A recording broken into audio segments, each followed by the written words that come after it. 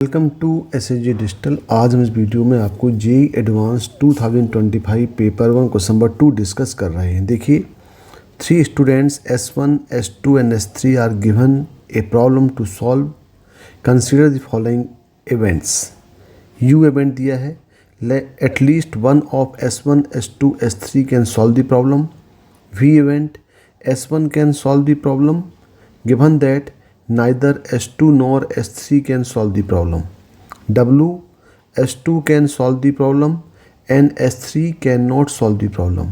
And T, S3 can solve the problem. For any event E, let PE denote the probability of E. If probability of U equal to 1 by 2, probability of V equal to 1 by 10 and probability of W equal to 1 by 12, then probability of T event is equal to। देखो, इस question को हम Venn diagram से समझने की कोशिश करते हैं। देखें, यहाँ पे 3 S1, S2, S3 are given a problem to solve. 3 S1, S2, 3 students दिए हैं। हमने मान लिया कि ये S1 है, ये S2 है और ये S3 है। 3 स्टूडेंट्स के प्रॉब्लम दिया गया है। और तो जो U इवेंट है, U इक्वल टू U दिया हुआ है, at least one of S1, S2, S3 can solve the problem. तो at least one of solve the problem मतलब या फिर U करेगा, या फिर आपका S1 करेगा, या फिर S2 करेगा, या फिर S3 करेगा, तीनों मिलकर करेंगे।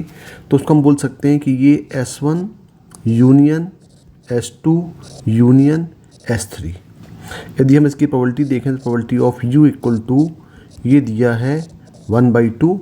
तो ये probability of S1 union S2 union S3 ये इक्वल टू हो जाएगा ये 1/2। अब देखें, अब यदि हम इस डायग्राम से देखें तो ये S1 हो गया, S2 S3 हो गया, मतलब ये तीनों को जो मिलकर के इसकी जो प्रोबेबिलिटी दिया 1/2 हो गई। और हमें मालूम है ये टोटल हमारा यूनिवर्सल सेट U है और इसकी पूरी प्रोबेबिलिटी 1 होगी। तो अब ये जो यहाँ पे बोल रहा है कि at least of S1, S2, S3 can solve the problem, ये 1/2 है। तो रेस्ट ऑफ जो बचा आपके पास आउटसाइड पोर्शन जो बचा, ये भी कितना हो जाएगा, 1/2 हो जाएगा। क्योंकि जो इनसाइड पोर्शन यहाँ पे आपके पास आ रहा है, टोटल इनसाइड पोर्शन, ये टोटल 1/2 है और टोटल प्रोबेबिलिटी होती है 1।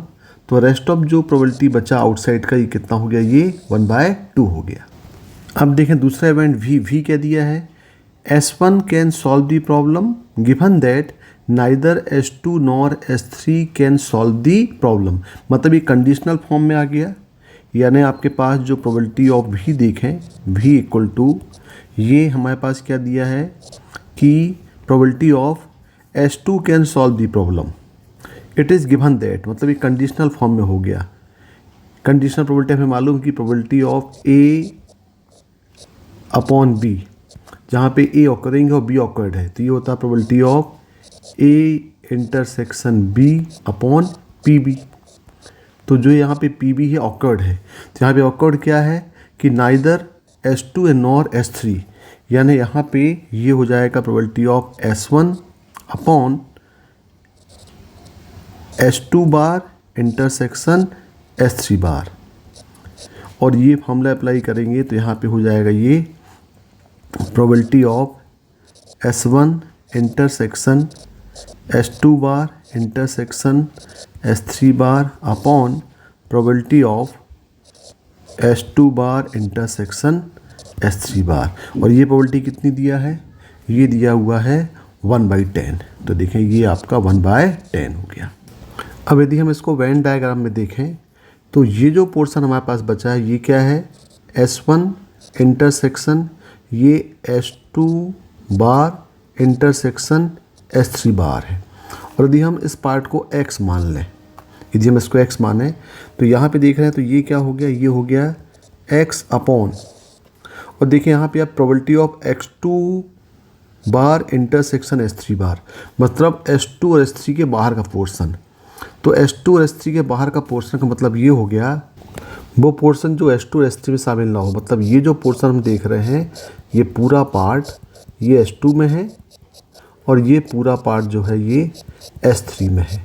तो यहाँ पे जो बोल रहा है, अब बचा क्या, रिमेनिंग पार्ट क्या बचा, अब ये S1 और S2 बार और S3 बार के बाहर का पोर्शन मतलब पूरा ये X1 आ गया, यानी पूरा ये X पोर्शन बचा, X प्लस आउटसाइड पूरा का पोर्शन कितना दिया है, ये दिया हुआ है 1/2।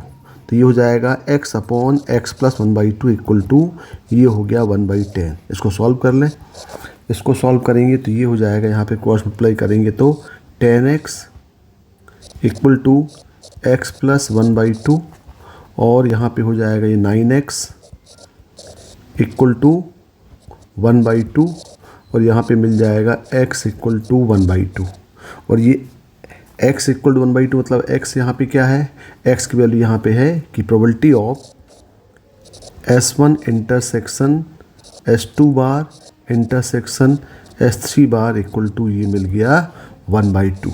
तो देखें यहाँ पे ये ये हो गया ये 9 है मतलब 18 हो जाएगा, ये हो जाएगा 1/18। मतलब ये जो वैल्यू बची यहाँ पे 1/18 हो गई। और इसी पार्ट को हमने क्या बोला है, x बोला है, मतलब ये वैल्यू हमारे पास 1 आ गई। अब देखें नेक्स्ट पार्ट है, यहाँ पे नेक्स्ट इवेंट दिया है w क्या बोल रहा है, S2 can solve the problem and S3 can not solve the problem. यानी यहाँ पे जो w है, w इक्वल टू बोल रहा है S2 can solve the problem, यानी S2 सॉल्व कर रहा है लेकिन S3 सॉल्व नहीं करना, मतलब S2 इंटरसेक्शन S3 बार।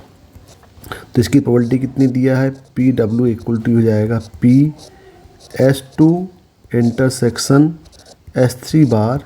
ये प्रोबेबिलिटी यहाँ पे गिवन है कितना, 1/12। देखिए यहाँ पे ये इक्वल टू दिया हुआ है 1/12। अब इसको हम सॉल्व करें।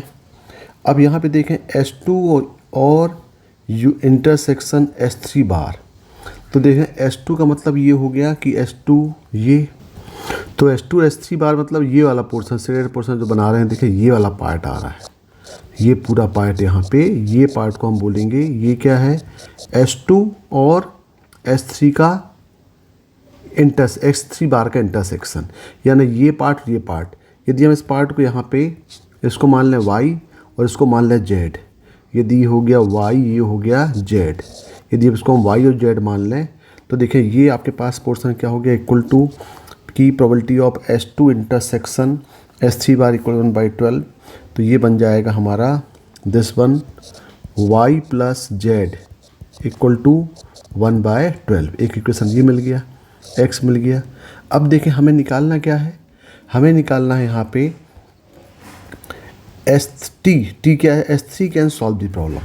अब S3 can solve the problem मतलब यहाँ पे कैन सॉल्व द प्रॉब्लम मतलब ये T इवेंट दिया हुआ है। तो T इवेंट क्या दिया हुआ है यहाँ पे कि जो प्रोबेबिलिटी हमें निकालना है PT, एक्चुअली PT क्या है, ये है S3 के सॉल्व करने की प्रोबेबिलिटी, यानी PS3। तो ये PS3 को हम देखें वेन डायग्राम में क्या लिख सकते हैं, यहाँ पे यदि हमें S3 लेना है तो हम क्या करें, पहले S1 union S2 union S3 total लेकर के यदि हम तीनों ये X, Y और Z ये पोर्शंस को, यदि हम ये पोर्शंस को माइनस करते हैं तो हमारा डायरेक्टली S3 आ जाएगा। तो ये S3 को हम वेन डायग्राम की हेल्प से सकते हैं कि probability of S1 union S2 union S3 minus X और माइनस Y प्लस Z।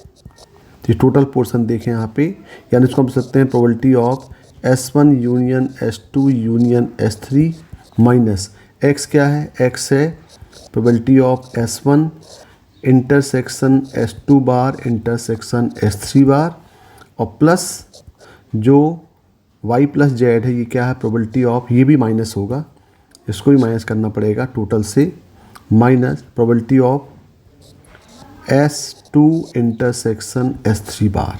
ये सभी की वैल्यू हमारे पास यहाँ पे दिया हुआ है। S1 union S2 union S3 की वैल्यू कितनी दिया है, ये दिया है 1/2।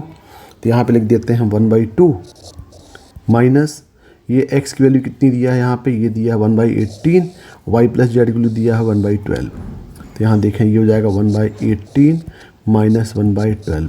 इस कैल्शियम ले लें, इस कैल्शियम में जाएगा 36, ये हो जाएगा 18 माइनस 2 माइनस 3, यानी टोटल जो है इसका आंसर ये हो जाएगा 13/36।